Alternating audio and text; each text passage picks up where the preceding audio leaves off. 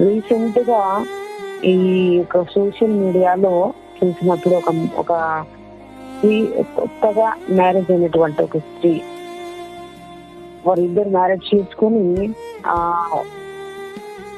కొంతకాలము నివాసం చేశారు. అయితే కొన్ని రోజులకి గొడవ జరిగి వెంటనే ఆమె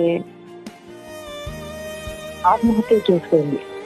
అంటే ఎంతగానో ప్రేమించి పెళ్లి చేసుకొని తల్లిదండ్రుల పర్మిషన్ తీసుకొని వెళ్ళిపోయి ఓకే బాగుంటామని నమ్మకంతో వాళ్ళిద్దరిని పంపించడం జరిగింది. అయితే కొంతకాలానికి వారిద్దరి మధ్యన తగాదాలు జరిగి ఆమె మనస్తాపంతో ఎంతగానో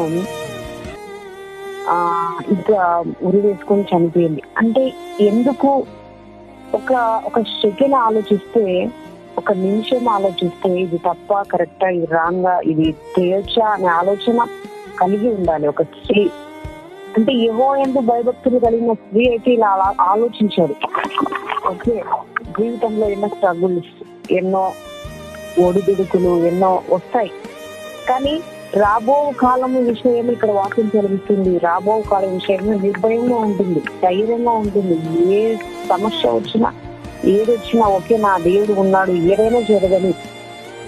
ఒకవేళ కుటుంబం సైడ్ లో అవకతవకలు ఉన్నాయి, కుటుంబం సైడ్ లో ఎవరన్నా దేవుని ఎందుకు భయభక్తులు లేక ఉన్నారా, ఓకే దేవునికి అప్పచెప్పుకోవాలి. అంతేకాని తొందరపడి నిర్ణయాలు తీసుకోవడం వల్ల లైఫ్ స్పాయిల్ అయిపోతుంది, కుటుంబం స్పాయిల్ అయిపోతుంది. మరి దేవుని దగ్గర, మనుషుల దగ్గర కూడా మనకు విలువ ఉండదు. హల్లెలూయా.